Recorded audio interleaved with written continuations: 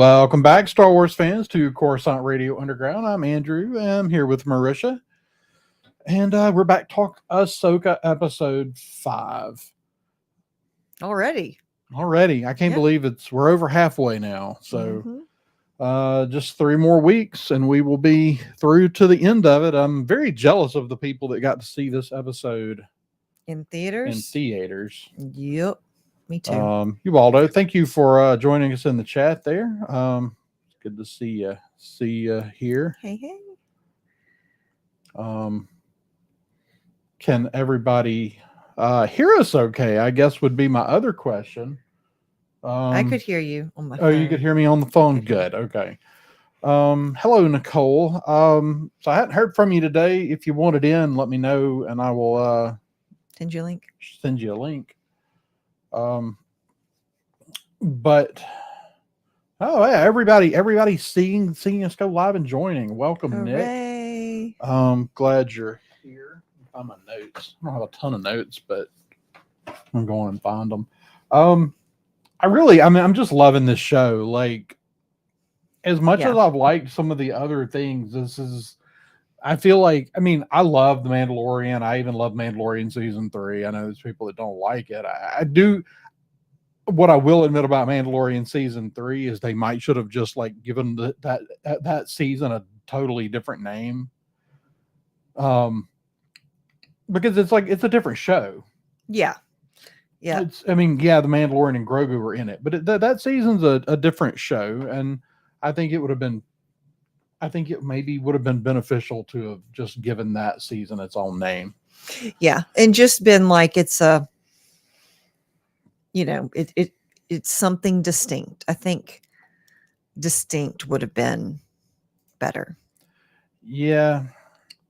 So the Mandalorian at times puts together all of the things that are Star Wars that really make the original trilogy what it is. Mm-hmm. But it most of the time leans into some very specific elements of that and not really all of the ingredients. Yeah. Right. So it's taking some of the ingredients. Andor does the same thing. Andor takes some of the ingredients of the original trilogy, specifically the more,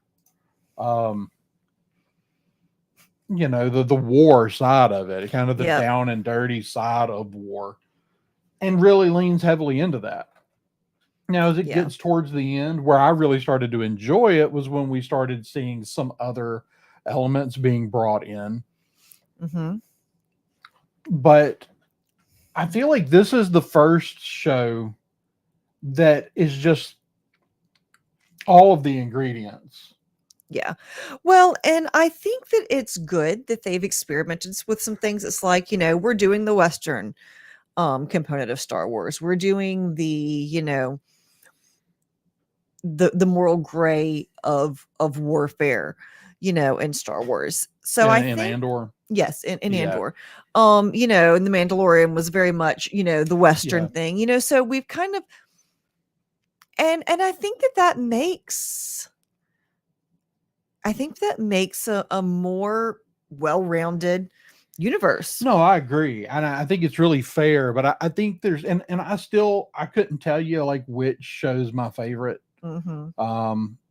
It would be between Mandalorian and Andor. Mandalorian and Ahsoka for me. Mm-hmm. Andor is very good, but again, like I really didn't enjoy it up until the last 5 episodes, which was slightly less than half of the season. Mm-hmm. So I'd have a hard time saying, oh, that's my favorite. Right.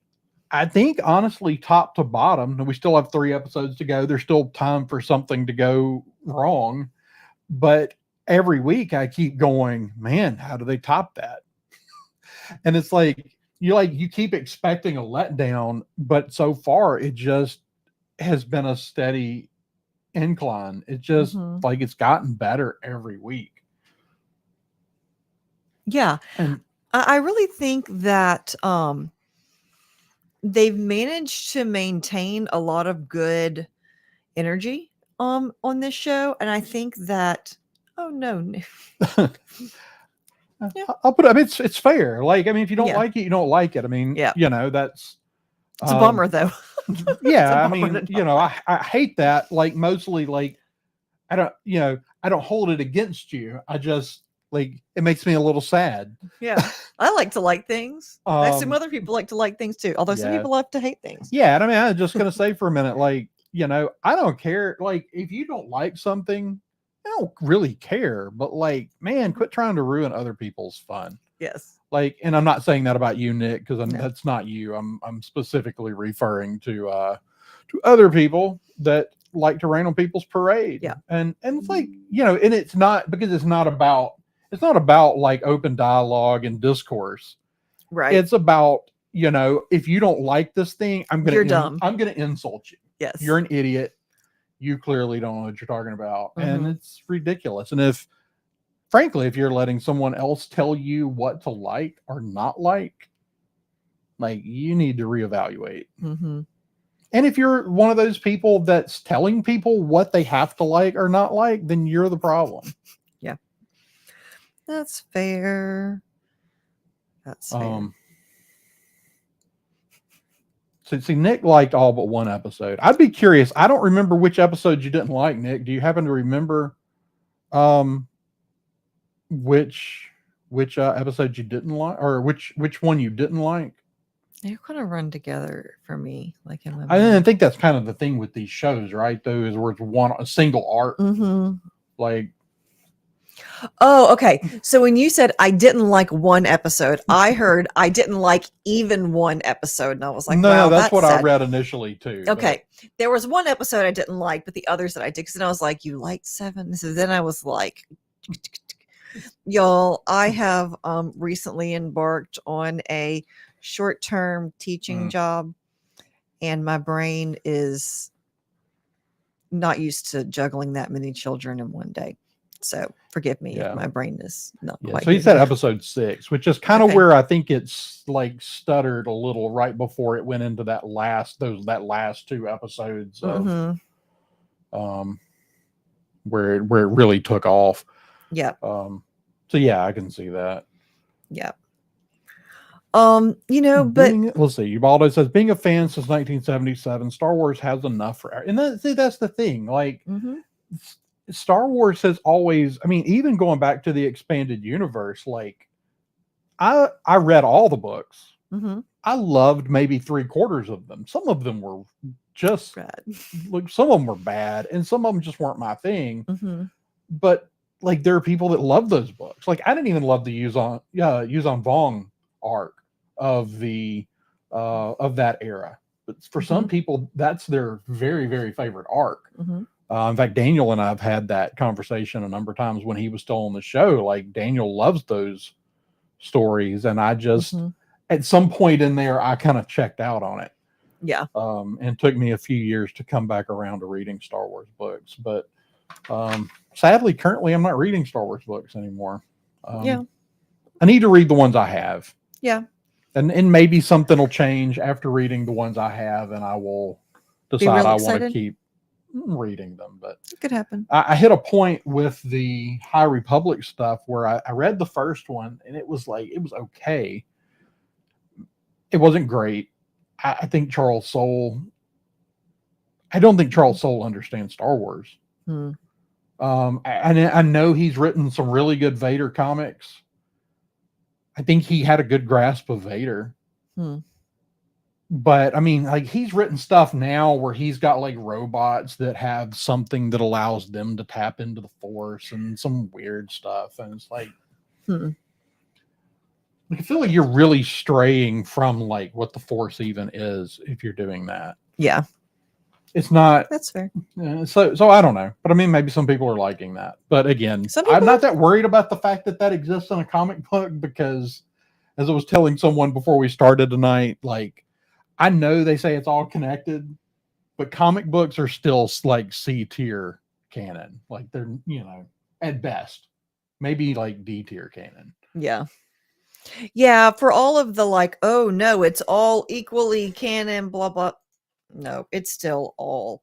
Nicole says she has a good reason that we can read Star Wars again. Does she indeed? Well, I think she'll be here in a little while. Maybe we can get her to tell us Yeah, all so she about popped that. in. She'll tell us about it. But yeah, stay Perfect. tuned because there's the. I think I'm not sure. I kind of think that Red 5 reading account has actually existed for a little while. Someone will have to It correct has. me on that. Yeah, I actually was supposed to be running it, but Oh didn't. wow. You shut up. I didn't even know that though. Shut up. Um, Yeah. but yeah, I mean, like, there's something for everybody, and that's the thing is like, I would love for all Star Wars to be like my thing. But like, I'm also willing to like let other people have their things. Like, and, Mhm. I want people to love the same things I love, and they don't have to love the same things about it that I love. Hmm. Yeah, that's reasonable. I mean, I honestly, like, that's the thing. Like, we listen to Ryan Johnson talk. Like, I don't Mhm. like Ryan Johnson's take on Star Wars. I think Ryan Johnson's fundamental understanding of what Star Wars is different than mine. Mhm. And, just because of what it is, like, I feel like my interpretation is the right interpretation. As one And does. and I think that's fair with things like entertainment, Mhm. is that you're allowed to think that your opinion on it is right. And I really like, because there are people like, oh, Ron Johnson set out to destroy Star Wars. He doesn't love Star Wars. It's like, I listened to the man talk. Like, he loves Star Wars. I Mhm. just think that what he loved about it was something different than what maybe even the majority of us loved about it. Yeah, that's fair. But that's what's one of the things that's really cool about Star Wars is Yeah. there's a big wide world of Star Wars in this out Let's there. see. Nick says, I really like the High Republic books, but man, did that book series. Let's see. It's having Empire Strikes Back and then having the next book be Phantom Menace. Yeah. Yeah, and that does kind of seem to be they seem to be kind of inconsistent. And I Well, think maybe that's part of the symptom of having so many different writers. yeah, I mean, there's some of that, but again, like, my biggest problem with the books at this point, mostly because of a couple of people, it's like Claudia Gray. Claudia Gray is a great writer, Mhm. but I felt like Claudia Gray wrote a couple of really good Star Wars books, and then went, oh, now I'm successful, and everybody wants to read my Star Wars book, and now I can start introducing my personal politics into it. Yeah, and she And started E.K. introducing Johnston did the same thing. She wrote like one good book and then went, oh, now I can just put whatever I want in it. well, and And I don't also like they having to started proofread. I don't like having to proofread Star Wars books before I hand them to my kids. yeah. With all of the EU stuff on my shelf, if one of the kids walks in here and goes, hey, can I read that book? I'd just Mhm. say, yeah, sure, take it. Yeah, I don't love that that's the place that they decided to be like, "Ooh, sexual content in Star Wars." But we have gone afield from our original conversation about Yeah, Ahsoka. no. We're coming back around to Ahsoka. I mostly wanted to talk for a minute, give people for a minute to come in, although we did do that for 15 minutes. So maybe we should get to Ahsoka. Um, Yeah. so I think we're gonna really I didn't take a lot of notes tonight. I've been kind of trying to take notes on the whole show. I feel like this episode, while it's really good from top to bottom, there are really key moments that I Mhm. think we're probably going to focus on tonight rather than Yeah. trying to break down the whole episode. I mean, pretty much I feel like everything that happens on the planet while Ahsoka's in the Force Vision is just kind of so that you understand what's happening next. Yeah. Like, okay, we got it. Jason Sindula's Force sensitive. Like, moving on, moving on. Yeah. So just for those, if someone new, if you're checking this out for the first time, this is a full spoiler Whoop, review. there she is. Oh, let's get Nicole Hello. in here, and we Whoa. got to fix the I'm really screen. up there today. Hey, Hello. perfect. Ooh, I think I'm going to put these on so I can hear her better. Oh yeah, that might help. I will Yeah, I don't switch. have cans. I need to get me some. Did it switch? Can you hear? Can you say something, Nicole? Hello. Hello, Okay, Beverly I and can't Jack. hear you through here, so I'll just leave this off and I'll hear her through the TV. Okay. Well, it will be better if it's the headphones, but I don't know why they're Okay. not coming on. I don't How know. about now? Can you hear me now? Yeah, it's headphones. Now? Yep. Now. We can hear you. Can you hear her? No. Can you hear me? Andrew can hear you. Hear me? Here, hold my notes. All right. I got your notes. I need to learn. Oh, my headphones are not plugged in. That'll do it. Every time. Please hold for technical difficulties. We'll be with you as soon as Yes. an operator is available. There I am. Hooray. All right. Hey, Hey! Nicole. Good to see you. Hello, good to see you guys too. Sorry, All I was right. finishing up dinner and literally I looked and I'm like, Science Fictions is on, and then here's me like opening up my phone as fast as I can. I'm usually off by like 3:30 if I work the early shift, but today was Okay. I worked a little bit later to make up for the time I was sick earlier this week. Yeah, well, that's I worked a lot more today than I have been just because I was doing the same thing, trying Yep. to catch up from being sick. We've all been Okay. sick. Oh, joy. Yeah. Everybody's been sick. All right. Well, Uh-huh. let's I don't know who all's still in the chat, but like let us know what you thought about the episode. If you had questions, throw them out there. I'm gonna try not to get myself completely distracted by the chat, but I will be watching to see what's over there. Last week I kind of like I was not feeling well at all, and I just kind of like found myself just reading the chat and ignoring What he was saying. Especially whenever I start talking, it becomes really easy for him to ignore. And you want to disagree on that one. Deny Yes. that. Deny, Yes. deny. No, I always hear everything you say, darling. You pay attention, retain it. Yeah. Well, hopefully something didn't just go wrong because I think everyone just dropped out of the chat. Well, I Ubaldo's can still see here. Ubaldo. Okay. Okay. Good. And I Yes. can see Nicholas from a few minutes ago. Yeah. So we'll see. It just we suddenly plummeted from 8 to 2. So Oh no, please so come back. Come back. Well, you know what? One of them was me. oh, that's Oh, yeah. true. One of them was So we'll keep going. Ubaldo's here, and who knows? We're not at our normal time at all. So Gotta keep it interesting. so let's just jump right in. Nicole and I actually talked about this some last night on our quick reaction with Ro and Amanda. Mhm. But now we've had almost 24 hours to kind of digest it Mm-hmm. and think about it and then see other people's theories. And after having 24 hours to digest it, let's jump right in. Let's just talk about the whole scene. It jumps throughout the episode, but let's just talk about the world between worlds. Let's talk about the Ahsoka and Anakin stuff. I'll let you start because you didn't really get a chance to talk last night. Just to start, I just loved it so much. I really enjoyed getting to see Anakin and Ahsoka interact in live action. Like, it was just so great. I really loved it. I did feel like, okay, this is kind of aside from the whole story thing, but I feel like Hayden Christensen has either really improved as an actor in the past 20 years, or not having George Lucas as a director has really done a lot for his acting. I mean, like let's be honest. Like George has a history of making pretty good actors look fairly bland. Yeah. Like that's I love George Lucas. Mhm. Like I mean, he created this galaxy far, far away. But like Mhm. the best director, he is not. No, it's like so it's like, wow, look at that. That looks like range.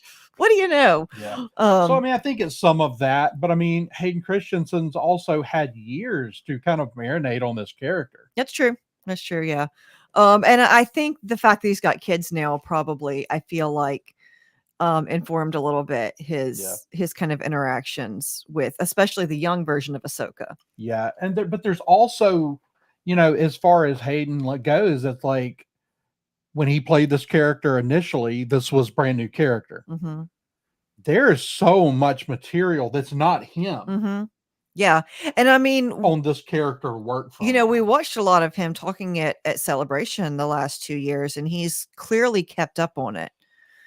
Like he's especially in preparation for these next round of roles, he's really been watching all of that stuff. And, um, it's nice to see people still doing their homework for their vocation whenever they don't have to.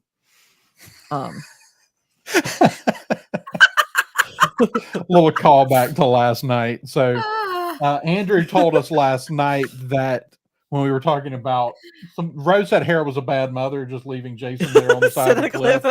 And Andrew said that his mom leaves him on the side of the cliff all the time. No big deal. wow. That's great. That's fantastic. Too fun. Yeah, so Andrew's going to actually be joining us to play some Cornetto trilogy trivia next Monday. Okay, that's so. fun. Fantastic. Yeah. So I just enjoyed, just from a longtime Star Wars fan, there were lots of opportunities to really engage with this episode, but just from a lore perspective, it was really interesting to see. We've only seen a limited number of these kinds of Force visions. Yeah. We've really only seen a couple of them, so I feel like everyone that we see really enhances our understanding of the Force in Star Wars. I feel like every time we kind of get another one of these pictures, you get a lot more information. Yeah.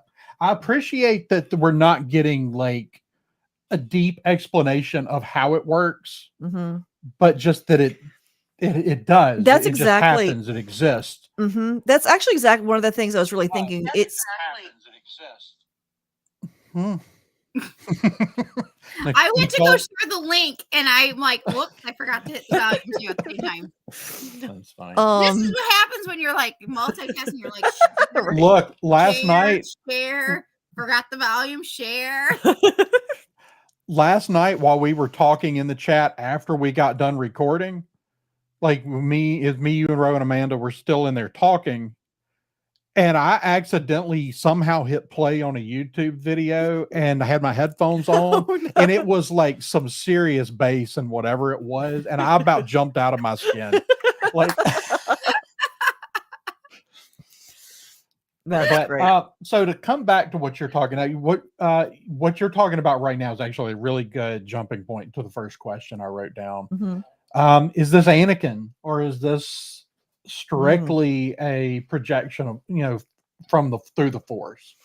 So at this point, and I guess as an aside to that question, doesn't matter. Okay, but at this point, Anakin is reunited with the living Force to some Correct. extent. So a Force ghost is just a projection of the Force that has some degree of awareness, but it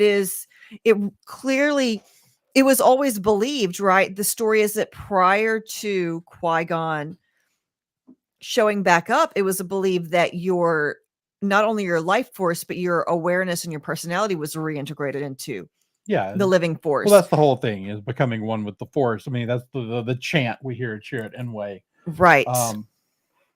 But that these Jedi that are either powerful enough to just overcome it, or that have a certain connection to the living Force, can, in a sense, come back. Right. So I think that it could sort of be both. Because I mean, at this point, isn't Anakin just a Force a manifestation of the Force? Isn't that all of a Force ghost is? Well, no, I mean, we see personal connection with Force ghosts. We definitely, but it's also. But yes, I mean, he's part of the living Force. So yeah, I see what you're saying. So in a way, it's both, even if it's Anakin. So, but I guess so. My question is, because last night I was firmly in the camp of this was the Force testing her. That this was basically Luke in the tree on Dagobah, or Kanan facing the Temple Guard. Right. So those were trials for both of them. They're important moments. And I was firmly in that camp until I rewatched it. And then kind of when they're having the conversation about the siege of Mandalore, Mm-hmm. and he's kind of looking around like, I don't remember this. Mm-hmm. And he says, I wasn't at this battle, and she explains it to him. Mm-hmm. And it's like, okay, so it's a matter of how much of this is from her own mind Mm-hmm. and how much of this is actually Anakin's spirit having, testing her. Right. I'm leaning more towards the moment of Anakin's spirit having some involvement here than I was last night. Yeah, because my initial reaction was, I don't think that Anakin ever projects as Darth Vader again. Like, I think that, because he's turned back to the light, I don't see a light side force ghost ever projecting as the dark side, the dark side iteration of himself, basically. But on the other hand, I think that with Ahsoka, he's always the teacher. And he is here to interact with her. Yeah. And he like he says, okay, so that's what this is about. Like, which is like the classic line of, the parent who has royally pissed off their adult kid. Oh, so that's what this is about. This is the fact that I betrayed everything and killed all the people, that's definitely what this is all about. So I feel like it works either way. And maybe there's a reason that they don't 100% clarify it. I like that they didn't. I want to hear what Nicole has to say about it, but I like that this is one of the things that I like that they're not being real specific about. Yeah. Because at the end of the day, I don't think it matters. The lesson is the lesson. So yeah. Nicole, what are your thoughts on that before I address Are we Andrew's talking about like the lesson from like last night that we were all like trying to ponder on? Yeah, so we're going to definitely get to that in a minute, but right now we're really focused more on what is this actually Anakin? Is this just simply a projection of her mind in the Force? What? Okay. We know it's something. We know it's something physical because of Jason. Jason could hear the lightsabers. He could hear the Force. So I think it might be a little bit of both. I'm not sure. Yeah. At this point, I'm just like stepping back, let them tell the story. Yeah. And that's where I've arrived on it is I don't think it matters. Like, I don't think that I have to understand exactly what it is because it doesn't change the lesson that she's being taught at all. Right. In some ways, I think it's kind of that classic trope where, the parent just dies and they show up and have one last, heart to heart with, the child, with the whatever, whoever it is. Well, and last night I was mentioning, I'm like, wow, this just so feels like Charles Dickens to me. Yeah. And even still today, I still feel that way because I felt like they went to the past, kind of came into the present in the long run. Like, and she got to see his future. Technically, they almost did all of it.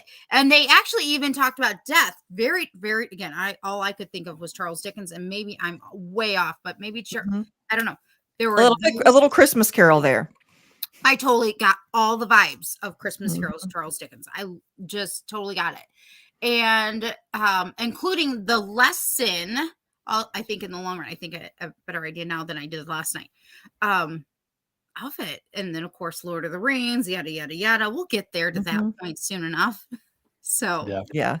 But yeah. Awesome.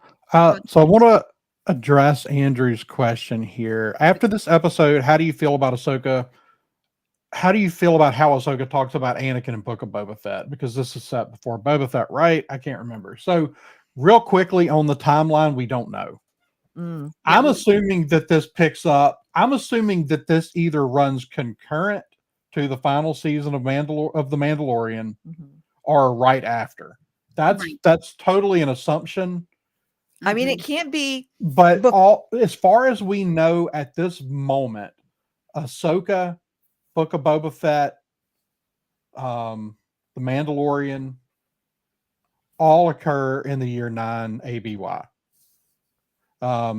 We don't have anything to lead us to believe that anything else that we've moved into the next year yet.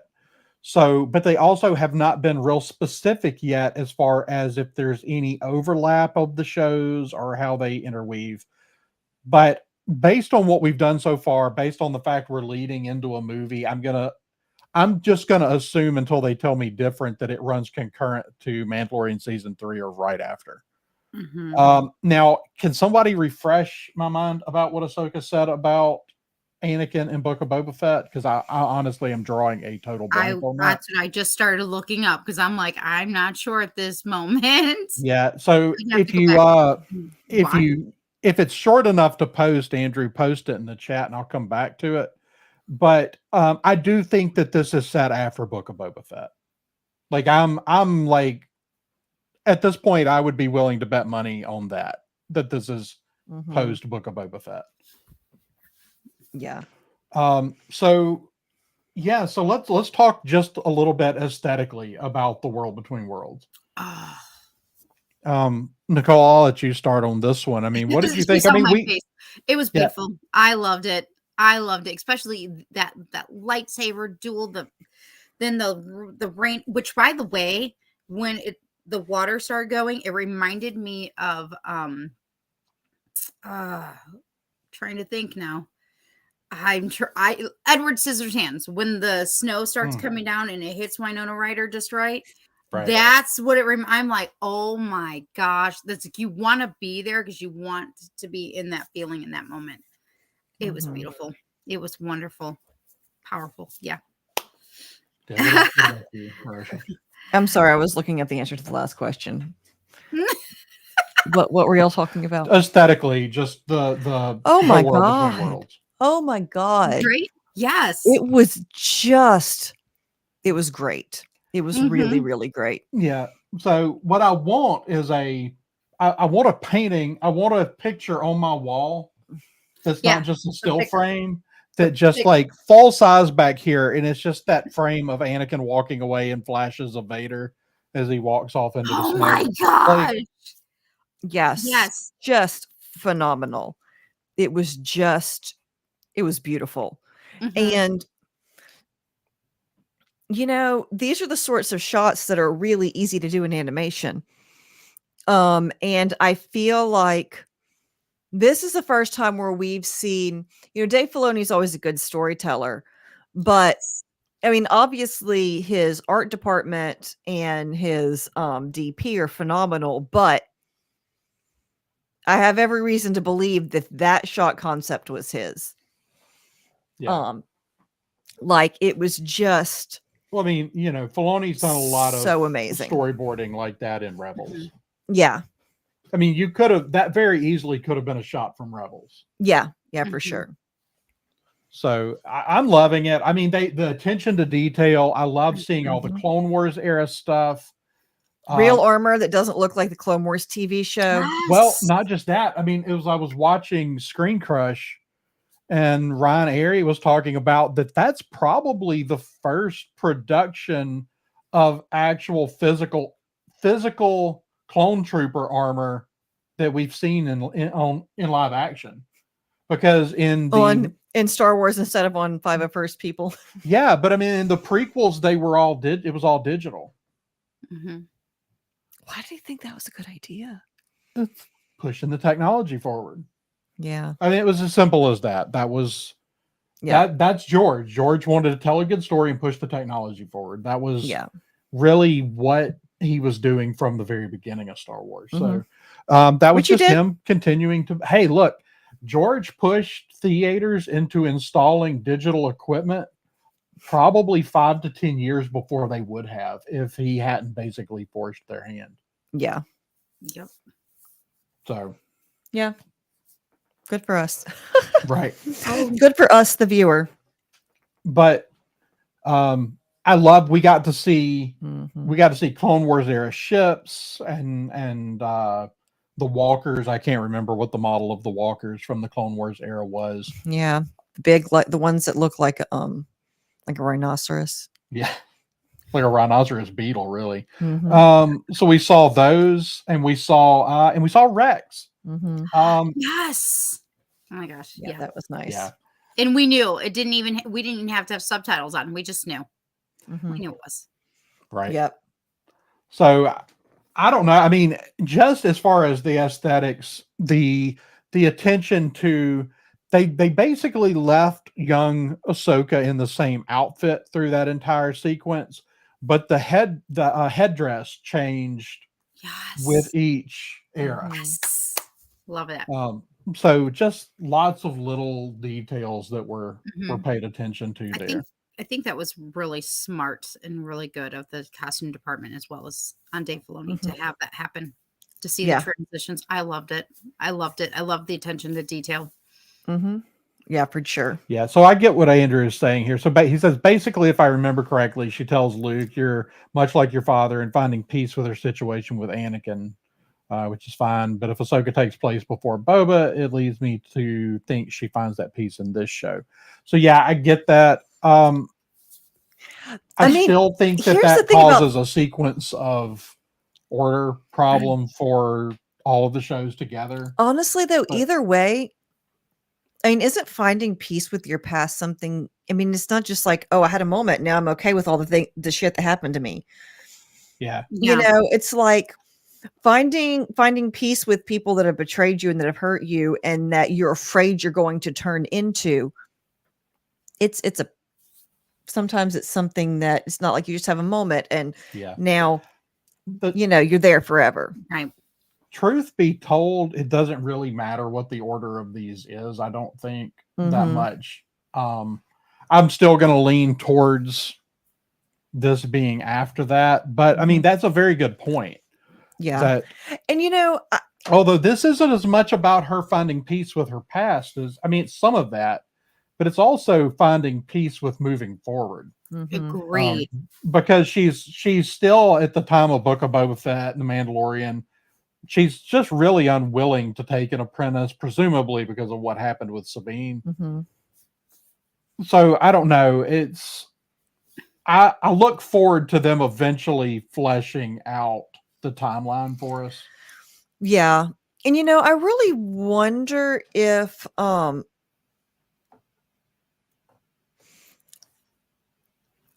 because sometimes even if you kind of out and say like, "Oh, I'm good with," like, you can say all the things, but sometimes, this could be a manifestation um Yeah. that even if she feels like she's dealt with this and she's handled it and she can see the good things about Anakin, there's always that fear in the Right. back of her mind. And she has done things, we're led to believe that she has done things that could indicate that she's not quite the rule follower that she always was when she was younger. Right. She's done some questionable things at this point. Yeah. So I want to let's see, Nick. So this is actually one of the things. So episode in Boba Fett does take place 2 years after Mando season 3. The problem is that is all based on um, John Favreau, who apparently had in his head that it worked one way, said in an interview that Luke was or Grogu was with Luke for 2 years. The only problem was it didn't really work for that to have been the Mhm. case. And he turned around like less than a day later. And when someone asked him again, and he said, "Okay, so Grogu was with Luke somewhere between 0 and 2 years." That's specific. And then a week or two after that, someone asked Dave, and Dave's response was, "We're still in the year 9." So according to Dave Filoni, the events of The Mandalorian all occur in a 1 year stretch. They didn't talk to each other before the interviews is what that I don't was. think John. I think that John's not the detail guy, though. I mean, I don't think John is. I don't think He's John not is looking at this as in the grand picture of the Star Wars timeline. I think Mhm. that's more Dave's thing. John's telling a story, and really kind of without a lot of respect for the main timeline. Mhm. where Dave is kind of looking at it and going, okay, yeah, that doesn't get really occurred. I kind of look at it as how, when, you listen to Filoni talk with um, his ideas for the Clone Wars, and they would have all these grand ideas. And then George would chime in and say, no, that's this. Speaking of, I'm gonna do a sidebar here. Mhm. Last week, and I finally watched it this week, a very, very short documentary, Yes. Master and Apprentice. Yeah. And at first, I had seen other people comment, why now? That does not normally happen. However, it kind of makes sense now after seeing last night's show, because they were kind of like pre-prepping us, like Master Apprentice, and George's Master and Dave Filoni's Apprentice. Like there are things that kind of mimic each other. And last night after watching it, I remember thinking to myself later after our get together last night was like, that kind of connects, kind of makes sense now versus before. So yeah, I think that it was definitely done on purpose, intentional, and just a reminder of like George Lucas taught him how to tell stories. Like just a reminder, like I think they kind of try and like to loop those things in, especially whenever they're getting ready to tell stories concerning prequel era characters, because or Clone Wars characters, because those are the what on earth is in my hair? Oh, it's my head. Yeah, your headphones are falling apart. Okay, I was like, why are there little red spots on my head? Never mind. Right. So y'all have any other thoughts on just the look, any certain shots, anything they did in The World Between Worlds? I thought that initial shot of Anakin, it was like, wow, he looks like a cartoon, but I didn't feel that way about the rest of the stuff with him. Like I thought that the whatever they did to age him down or makeup or whatever, I thought it looked good in the rest of it. Yeah. Even though it was a little jarring in that initial moment. So so Andrew's pointing out that the girl here is the same girl that played young Gamora in we didn't talk about that today. We talked about it a little bit last night. So it's Ariana Greenblatt played young Gamora in Infinity War. What did y'all think about her performance, her portrayal of young Ahsoka? She was also in Barbie. I got to see her also in Barbie. Yeah. Yeah, I really enjoyed her. I really enjoyed her performance. I thought she did a great job. Yes, Nick, I'm absolutely with you. The moment whenever he cuts the bridge, I was like, that was such a cool shot. Just like everything about it. And I told Andrew, I was like, so does Hayden Christensen like have a running clause in his contract only if I get to have a lightsaber fight? I feel like that's where he's like at in his Star Wars career. Well, and I'm going to backtrack real quick because I wanted to mention that I know you mentioned Hayden Christensen and earlier, and he's definitely grown into his character. He has grown as an actor in his profession. But of course, I'm one of those who believes he actually acted the way he wanted to back then, because I mean, come on, young Anakin probably didn't have any man to look up to how do you treat your wife, how do you treat to treat women. And I felt like he always meant to be geeky then, and I feel like now we're just finally seeing him in a whole new light, which I absolutely love. Well, because he has matured, like his character. It's been a really long time since he was this version of Anakin Skywalker. Oh my god! Like he's lived an entire life since then. Yeah. So, so if there is a little bit of disconnect between the performance in Revenge of the Sith and the one here, I think that actually works too. Yeah. So, any other thoughts on young Ahsoka?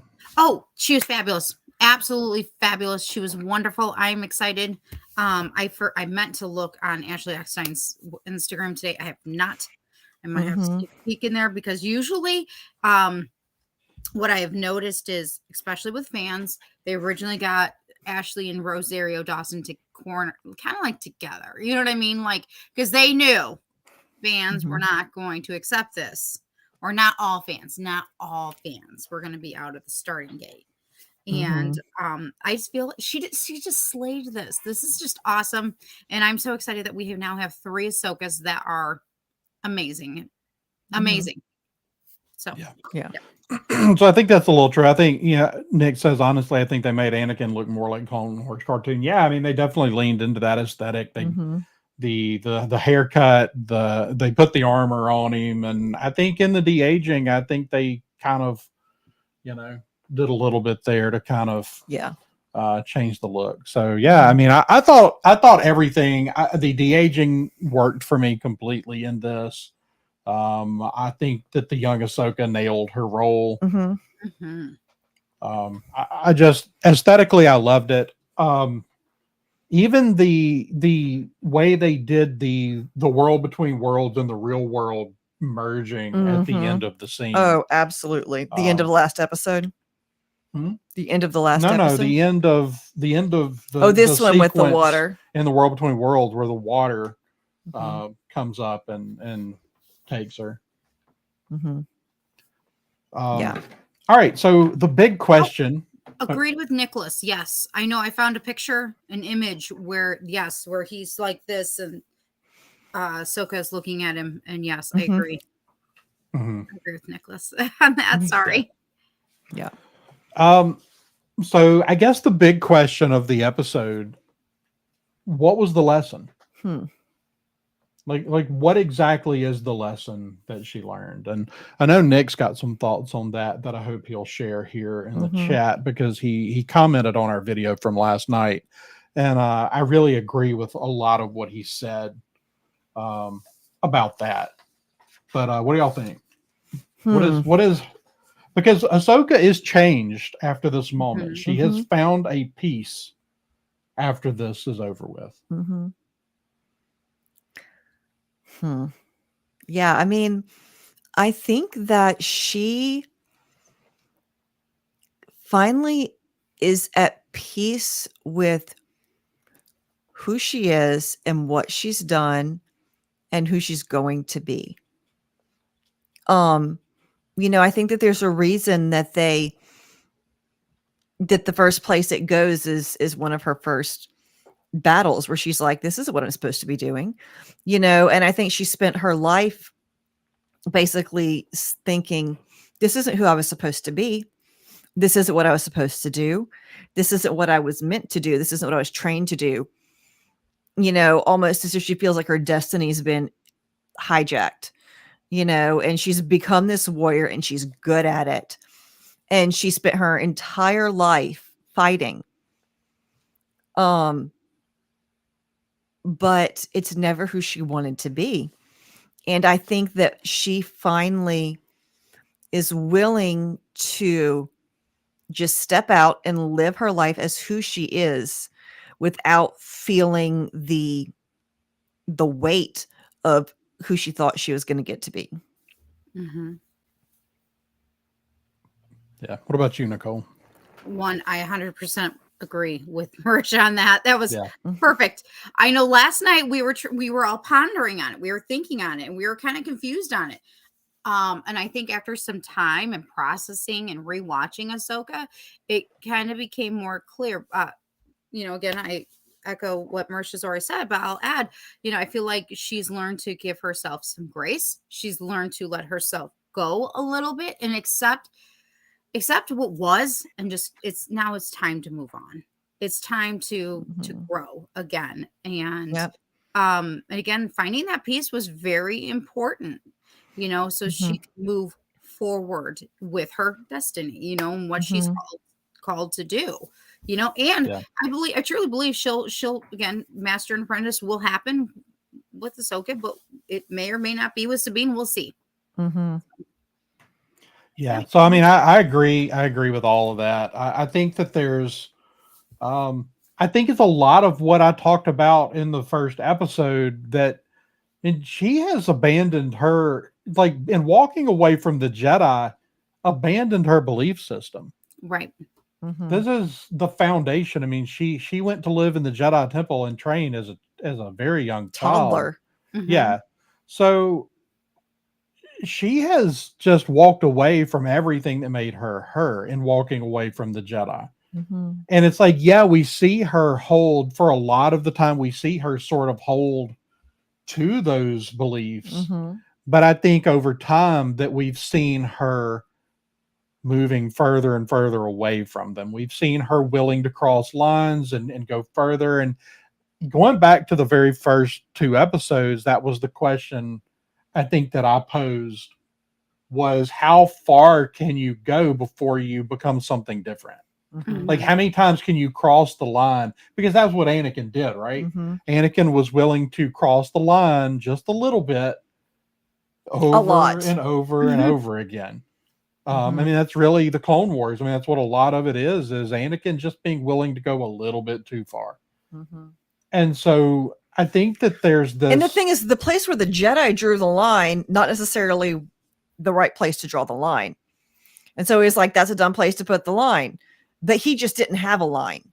Mhm, Right. And when it came down to it, when he got desperate enough, it turned out he didn't have a line. right. And so I think But he that's was, a yeah. big part of the lesson here Mhm. is making a decision, making a conscious decision to stand up for what you believe in. I love the conversation about legacy Mhm. Mhm. and this fact that like it's like you're everything that I was, Mhm. but you're not limited to that. Mhm. Like, you know, that he was everything that his master taught him to be, Mhm. but but it wasn't all he was. And I Mhm. think that maybe that's part of the lesson is putting yourself in a box and saying, Yeah. this is all I am, this is all I can be. I think there's a little bit of soldiers that come home from war and go, I'm a soldier now and I'm not anything else. Like, Mhm. and they have trouble reacclimating Mhm. to civilian life Mhm. because they just can't see themselves as anything but that soldier. So I think there's a little of that in here, and that she can make new decisions and have a whatever future she wants is I Mhm. really think the crux of that. But Mhm. that she is not Anakin's failure, she's not the Jedi's failure. Mhm. And that she doesn't have to repeat his failures. Right. And Right. I think that she knows that she has the potential to be to fall because everybody does. Nobody is too good or too pure or immune, right, to the Mhm. darkness. And so like she has that in her. She has that Well, I potential in think that her. was the test. I still think we didn't see something as on the nose as like Canaan's knighting ceremony. We Yeah. didn't see anything that pointed, but I Mhm. still think that the ultimate point here is that this is a trial for her. Yeah. Like And that she walked right up to the line of making the wrong decision mhm. at the end of it. Well, and I think Mhm. it's very significant at that moment she had his red lightsaber in her hand. Mhm. Yeah, and as she leans in, Mhm. like her eyes don't change, but they as she leans in, they take on the reflection Mhm. of the red saber. Like Mhm. Mhm. he's got the full on Sith Mhm. eyes that he had in Revenge of the Sith, but you kind of get a reflection of that in her eyes as she leans in, Mhm. as she decides whether to strike Anakin down Mhm. there or not. And I think that the fact that that's what she drops that saber over the edge, I think is her letting go of that Mhm. path for herself that maybe she's been flirting with a little bit.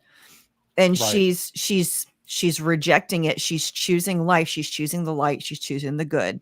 Mhm. Because that's the thing. That's the option. Light is life and the dark is death. Mhm. And I mean, and everybody knows it. Everybody wants to try and break the rules and use the dark for life, but that's not how it works. The darkness brings death and the light brings life. And that's what she chooses for. Yeah. Mhm. Zubalda says, I believe it's a big step for being a great master. Yeah, I mean, I Yeah. think and I don't think I don't think it's an accident that part of what we saw her have the conversation with Anakin in the first location, it looked like, I mean, honestly, I'm guessing that was the Battle of Ryloth. Mm-hmm. Um, because we do see um oh gosh, why am I drawing a total blank? We see some of their We warriors we in see the some background there. Twi'lek. Twi'lek. Yes, I was like some Rylothians. That's Some, not it. Wow. is that the conversation where she says, well, what would I teach? What would I be able to offer a Padawan? And that might be one of the biggest questions she asks during that, is because she's got all these doubts about training someone Mhm. else. And I'm sure that's because she doesn't want to go the same route as Anakin. You Mhm. know, he was good and he had a Padawan, and then look what happened. Mhm. So, and yes, Fulcrum Entertainment, Gilbert, yes, hello. And no, we're not fighting. We're actually all on the same team Yeah. tonight so far. Yep. I'll if somebody shows up that needs to be fought, Gilbert, I'll give you a blue wrench. Perfect. Smackdown. But no, and yeah, thanks for dropping in the chat, by the way. But yeah, I mean, I think that was a big moment. Like, I think that made, like, reflecting on it now, Mhm. her asking what she has to offer a Padawan Mhm. Mhm. might be the biggest part of this, Mhm. because as long as she's holding on to these grudges and Mhm. fear, Yep. Mhm. Because fear then leads to she all doesn't kinds of offer a things. whole lot. Right. You know, and he tells her in the next sequence, basically, you have to offer the same thing that I do, what my master taught me, and what I taught you, and my master taught me, and his master taught him. You know, it's a little bit. I got a little bit of a "We Are All the Jedi" vibes going there. Yes. You know, and you know, that's a, you know, again with the whole, you know, one with the Force thing. Um, you know, the Jedi are presumably, you know, integrated now into the light side of the Force, and so they have, you know, you have the passed down and accumulated wisdom, you know, and it's easy to say that all the things that we inherited are worthless and that those people are stupid. You know, which is a very, very in thing to kind of declare at this juncture in the world. Um, but you know, the fact is that, you know, even if there are things that we might do differently, um, you know, the wisdom that we've been handed down, and like the wisdom that she's been handed, you know, it's not perfect, but it's valuable. You know, the things that she has learned and the things that she has to teach are valuable. And I think that coming to grips with the thing, you know, with who she is and with the legacy that she has come from is part of, I think, going to be part of her really, you know, like Ubaldo said, really becoming a great master. Mhm. Yeah. So, do we see Anakin's Force ghost now before this season's over? Possibly.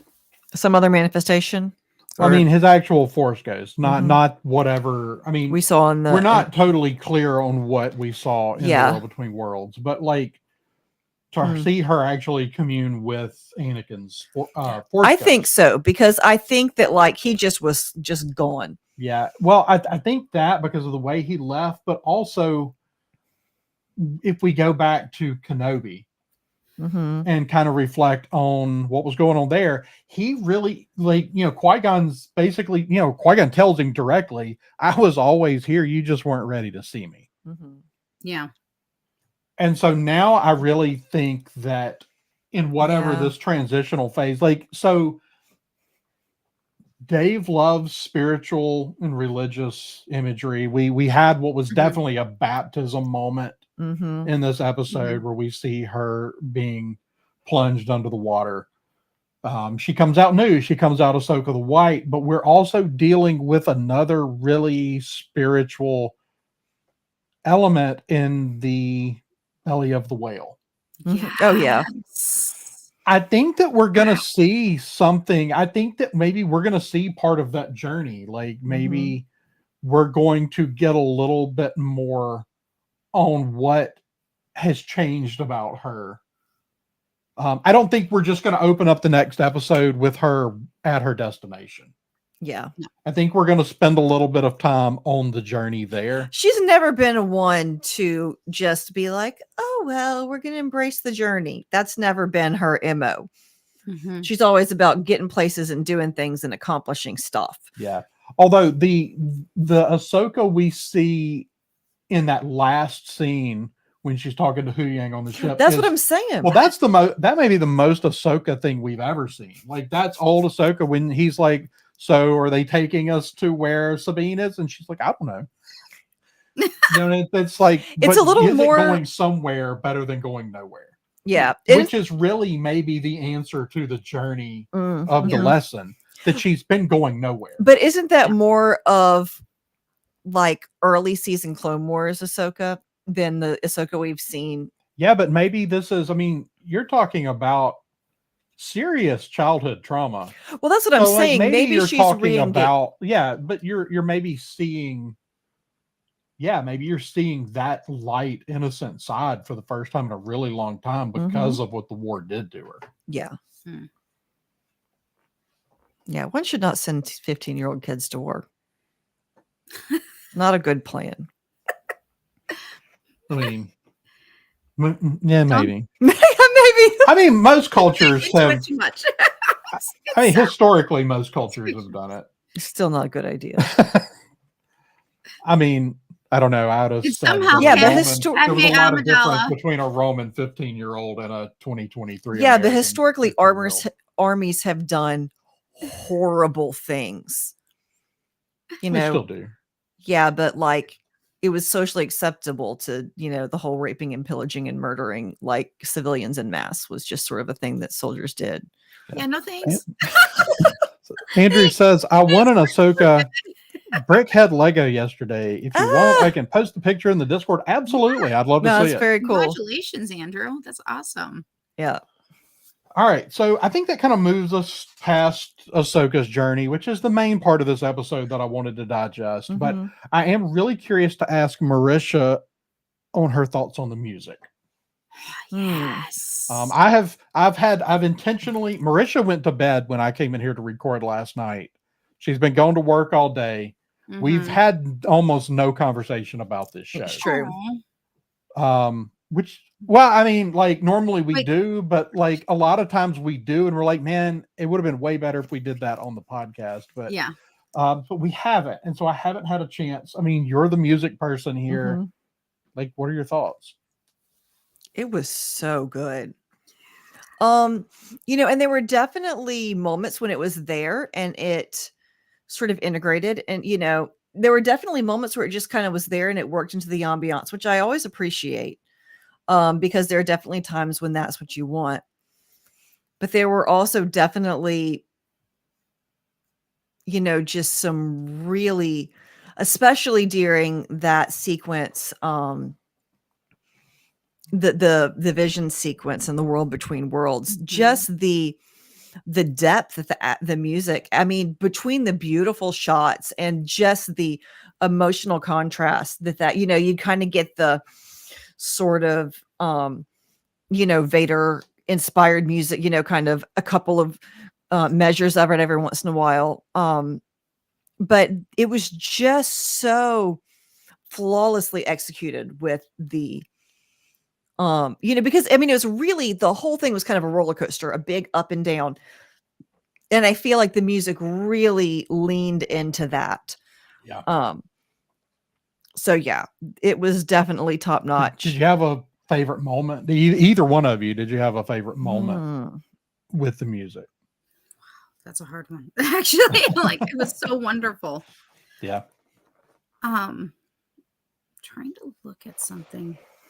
Whenever it came back, you know, right after the red's lightsaber comes out and he turns around and walks out of the fog back in the world between worlds.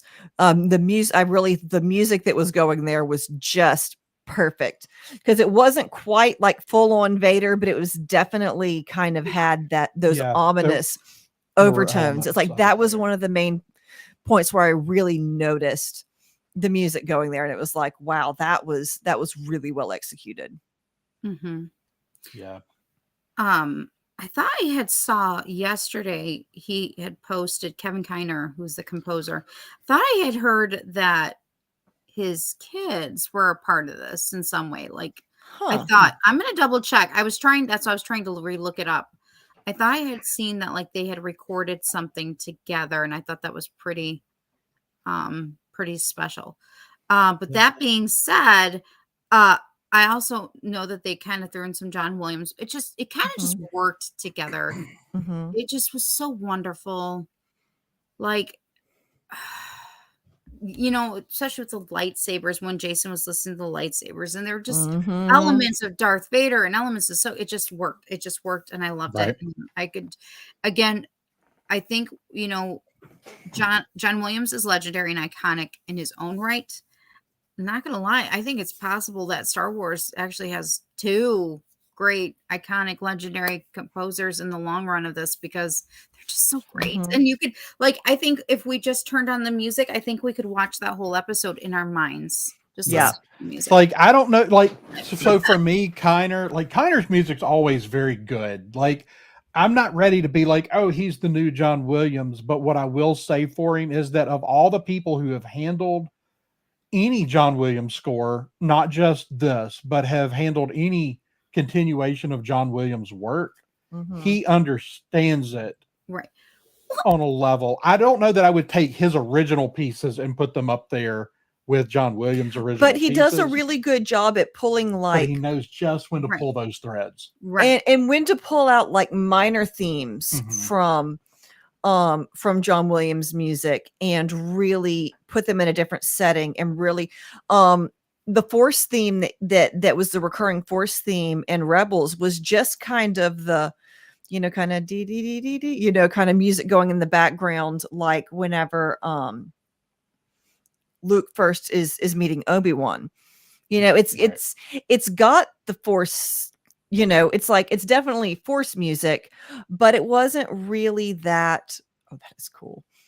It wasn't really that prominent. Like I never noticed it before until it started showing up as the recurring Force theme in Rebels. So I will share this with you guys. But yes, if you go to Kiner Music, he did post yesterday, the quality is better than episode 5. This was a magical moment episode to make music for. And there's a picture like of him and his daughter and stuff playing. Oh, That's It awesome. is so That's really sweet. cool. Yeah, that's awesome. So I don't know if this will show up or not, but That is very it's cool. Andrew's Ah, Brickhead so Lego that cool. he posted. I'll check that out afterwards. But yeah, that's so neat. Yeah, very cool. So my favorite musical moment in this, because I'm a sucker for pretty much any use of the Force theme, Yes. is the moment where Jason is standing in, and I know Connor, like, so John Williams was always very reserved with when and where he would use the Force theme. Mhm, And Kiner's always been the same way, and I love using it there with Jason. mhm. It's this moment where he's really beginning to tap into something. Mhm. And it's one of those themes that evokes so much emotion when you hear it, because it's tied to so many Mhm. big moments. There are themes across a lot of franchises that are that way. The Avengers theme is that way. It's always Mhm. knowing when to like pull out that Avengers theme Mhm. in the MCU movies to evoke that emotion Yeah, that you got the first time that the Avengers teamed up. And right. the Force theme's kind of the same thing. It's like you connect it to so many really important moments in Star Wars that it just evokes those emotions when you hear it. And so for me, that was my favorite moment. What do y'all Mhm. think about Jason? I mean, this was always, it's not something we've had a lot of conversations about, but like this was always looming on the horizon of what is Mhm. Jason's role, beyond this. And we don't want to have to, I mean, this is all speculation, so we don't have to get Yeah, deep I into mean, it, but I really do think there was a conversation maybe on Twitter earlier. I really do think that they find Ezra, and Ezra is the master. Like I think that's the most likely trajectory for Jason Syndulla. I don't think he studies with Luke. Let's hope not. Maybe he studies with Ahsoka or Sabine. But I think he studies with Ezra. I mean, I think that's. I hesitate to go there until we see exactly what the end of this is, and to see who survives the movie. Like, The show. There's a possibility, or the show. There's a possibility that Ezra doesn't make it out of this. Yeah. And so, I don't know. I don't know what to expect, but I do expect to see him trained. Yeah. I think that there's a possibility that so I think the overlap here is that we don't just we see someone train him. It doesn't have to be Luke, but I sort of suspect that we're going to see other surviving Jedi like Ezra and Ahsoka training people at Luke's temple. Mm-hmm. That's the way Ahsoka was. I mean, Ahsoka doesn't become a Padawan until she's like 14. Mm-hmm. Right. She's been a youngling. She's been a youngling training in the temple. Mm-hmm. Mm-hmm. So I think that maybe we begin to see more of that, and that the Jedi temple is not just Luke's school, that it is the new Jedi Order. Mm-hmm. I think we're going to add some complexity to that. Mm-hmm. Mm-hmm. Well, you know where I've been. I've been on Team Jason will be the future of Star Wars, and I'm sticking with that. Yeah. I fully believe that as long as Filoni is writing Star Wars, then Jason will play an important role in the future of the franchise. Well, and I think him and Grogu, I think what they're doing is now they're beginning to set up future. The Young Jedi Academy.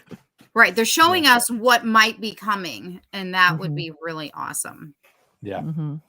So it's going to be interesting. I'm really curious to see where it's going. I mean, there are lots of little things involving the Force that kind of get forgotten about when we have these conversations. But like Timothy Zahn has a whole race of people in the unknown regions out here who have at least a fair number of Force sensitive children who pilot their ships through hyperspace.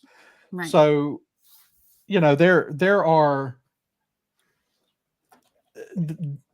I guess it's always the problem of being somewhat hemmed in by the sequel trilogy of like, we're not going to have a full-blown Jedi Order. Ooh, we lost Nicole. Oops. We're not going to have a full-blown Jedi Order here, but before the sequel trilogy, or maybe it's just that a lot of the Jedi we have reject the path of war. That's true. And we see more personal, intimate stories of them keeping peace on planets rather than participating as leaders in the war. Yeah. Let's see. So Ubaldo says the music has become fantastic. That my playlist. There we go. Nicole is technology. It's wonderful, especially when you accidentally oops, touch the wrong button and your screen goes away. Yep. It happens sometimes. So Andrew says, will we get the JCU? And the Jason Cinematic Universe. The Jason Cinematic Universe. It's like the Jones County University. I don't know. It could be the Jedi Cinematic Universe. Yeah. Yeah. I mean, that was my joke. It was like the Young Avengers, but the Young Jedis. Well, I mean, we had the Young Jedi books. Yeah. That was a long run. I mean, the Yuzon Vong books are part of the Jedi Academy books. And so do we think that Jason Zindula goes the way of his namesake Jason Solo and becomes a Bad Bunny? No, I don't think so. I think that using the name Jason was a really nice nod to Filoni that we were never getting the Jason Solo character, and so that he sort of honored that by using but the they name. just named him Ben Solo. Do what? We kind of did, didn't we? Did we just name him Ben? I mean, the Ben Solo character is pretty different than Jason Solo. I mean, other than the fact that he turns to the dark, but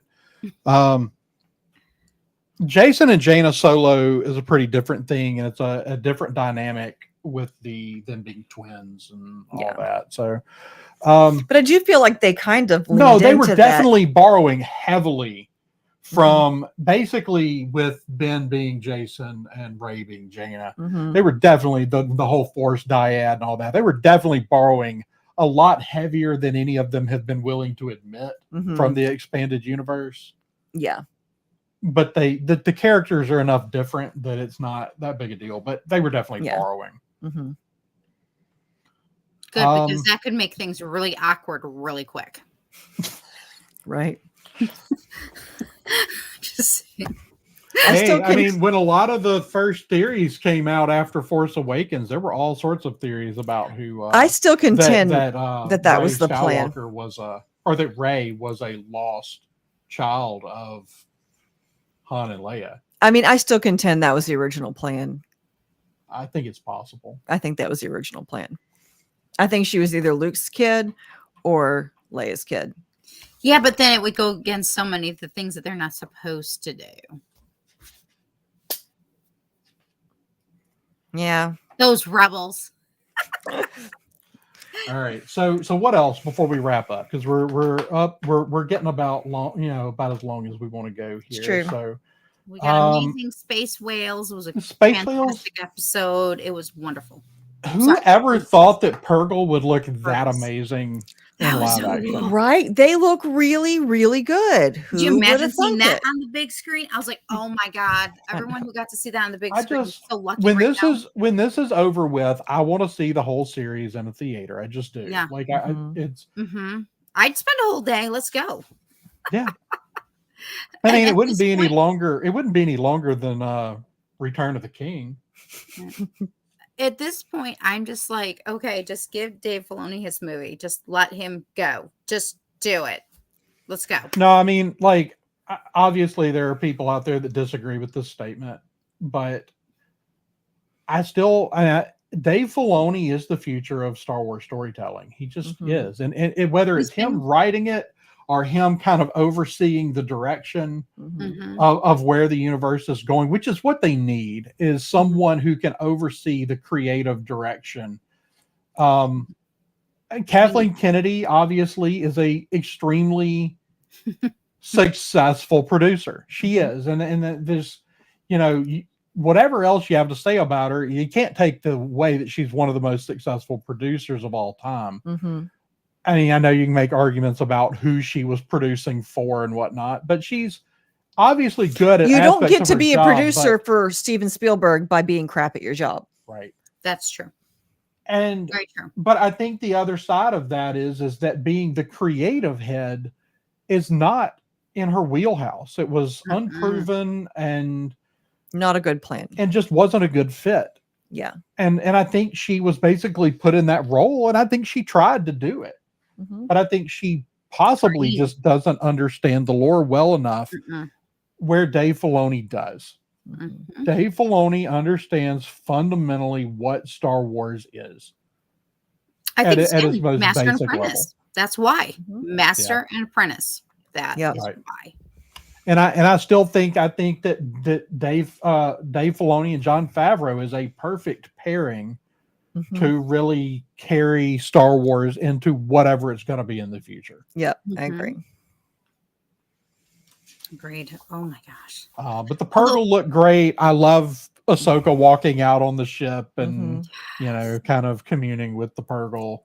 I love the inclusion. So we're seeing force powers that we haven't really seen a ton of in live action, and communicating with animals or the force echo. We see her use the force echo from which we previously saw in Jedi Fallen Order and in Force Collector, where you have someone that can, and I really hope with that being sort of a new ability for Ahsoka, what I would love for that to mean is that she's had contact with either the main character from Force Collector or with Cal Kestis. Yeah. I love Force Collector.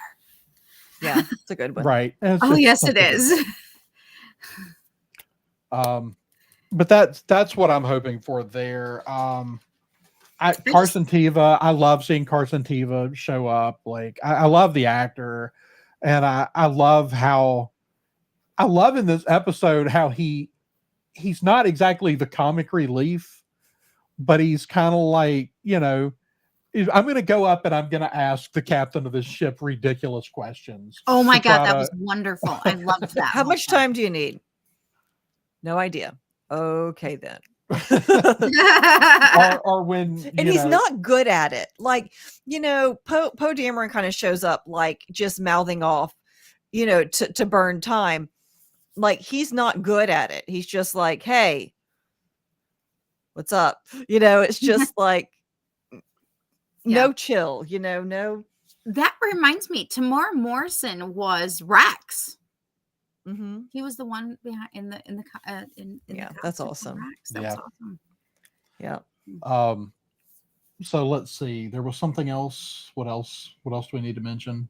Oh, did anybody else feel absolutely terrible for Hu Yang at the beginning of this episode? Oh my gosh. Why didn't they just listen to him? Bless Right. his heart. Listen to him. Like, they never listen. It's Oh like, my gosh. I'm like, I'll take the droid. That's bless it. You don't his deserve him. little I'll take him. heart. He's been through so much. All the I little know. Jedi that he trained up and helped him build their sabers, they all got slaughtered. Well, I mean, the thing with Hu Yang, love it. Hu Yang has seen some stuff. Yeah, he's Because like what we know about the Star Wars timeline, and y'all just have to excuse me because I've been like deep diving into the actual timeline. I made a full poster size timeline on definitely not while he's supposed to be like working. maybe. But I will put that up probably on the website soon where everybody can access it. But Make it's it like your banner. it's like it's like a full, like if you printed it in the size I made it, it's like 3 feet long. What? Great. Lucasfilm's gonna be hiring you soon. Like, wait, you got it started. Let's go. But I've been diving into the timeline. Yeah, Hu Yang is something like 25,020 years old. Wow. Like he was there. He looks good for his age. Basically, to see the birth of what became the Jedi Order. Mm-hmm. Wow. And so, like, he's seen the fall of the Republic multiple times at this point. Mm-hmm. He's seen a lot. Yeah. And I think Hu Yang is an interesting one to have around, though, because can be a really interesting window into some of these old Republic Jedi if we ever choose to do that. Because now we have a character, because we've always used R2 and C-3PO as a familiar face. Yeah. But now we can use Hu Yang as a familiar face in a Revan movie. Mm-hmm. Like, so, and we get to see David Tennant just be in Star Wars indefinitely, which is always I love it. I'll take it. All right. But I think that's probably a good place to wrap up. I could sit here and ramble about it for a good long while, and we'll probably come back. I mean, we've got more episodes coming, and if I just get the itch to talk about it one night, I'll just get on and do that. But I think that's probably, unless y'all have anything you want to add before we wrap up. I think I'm done. I will add one more quick thing. Okay. I keep reminding myself, and I'm going to have to do this like week after week after week now, is to still let them tell the story. Let them tell the story, especially because we've had the 2 Dave Filoni episodes.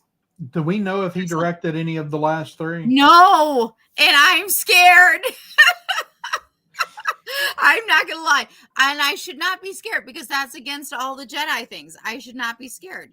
Don't give in to fear. Don't give in to this. I've gone against all the principles that Yoda has taught us, and I'm just like, I really wish they would have went beginning, middle, end, and he does not get the last one.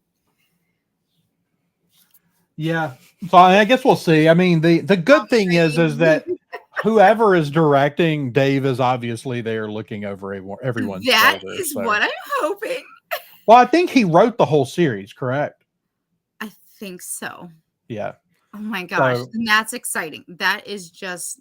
And honestly, the thing is some of these shows we've had multiple different writers on each episode, and this is just better having one person write it, as long as that person's writing good Star Wars. So I did look it up real quick. So created by Dave Filoni, written by Dave Filoni.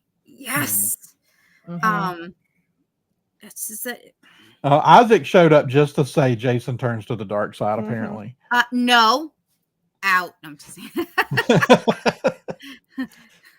That is not happening. Thank you, Isaac. No. So yeah, I will we'll see how this goes.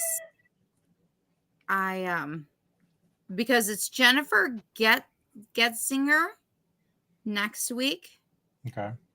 Geeta Patel, and Rick, who we know from I think he did either Oh, is Rick Famuyiwa doing the last one? Yes. Yes, because he has been killer on these things. He better. I'm gonna have to go back and just watch just his because Go I'm back just and like, watch his no, stuff. you better Like you gotta Rick, kill this. You gotta nail this because I feel bad for the guy actually in a way because I feel like now there's even more pressure because like we're going to no Isaac. Isaac, you missed that part and no. Um you're gonna They're have to determined to rewatch. shut down this theory.